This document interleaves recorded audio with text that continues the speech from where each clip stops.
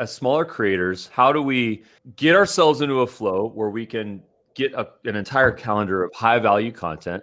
How do we build up our social channels so that we can amass followers, prospects? How do we figure out economic ways to monetize the process, i.e. paid newsletter, i.e. texting services? And how do we do this in a way where we can continue to grow and scale this? Yeah, I mean, it's incredibly hard. It's a cutthroat atmosphere out there.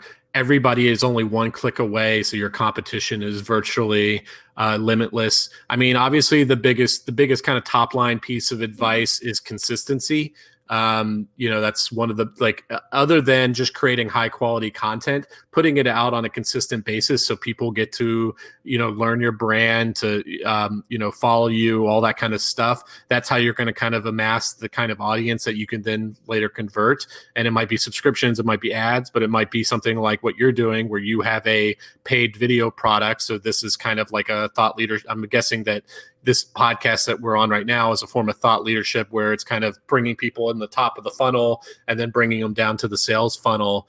So thinking along those lines. The other big trend line that we're going to see is just more emphasis on the email inbox as a lot of these big tech platforms rein in their content, put their algorithms so that you have to pay just to access your own followers. The emphasis is going to be just getting the email address, because once you have that person's email address, have access to their inbox, you can do all sorts of interesting marketing things, not just serving them with content, but also drip campaigns and other kinds of marketing things to, slowly work on converting them into paid subscribers. And it's a long, hard slog. I mean, I've been doing this for 6 months, the paid version. I'm not making a full-time income yet. I'm on a good trajectory.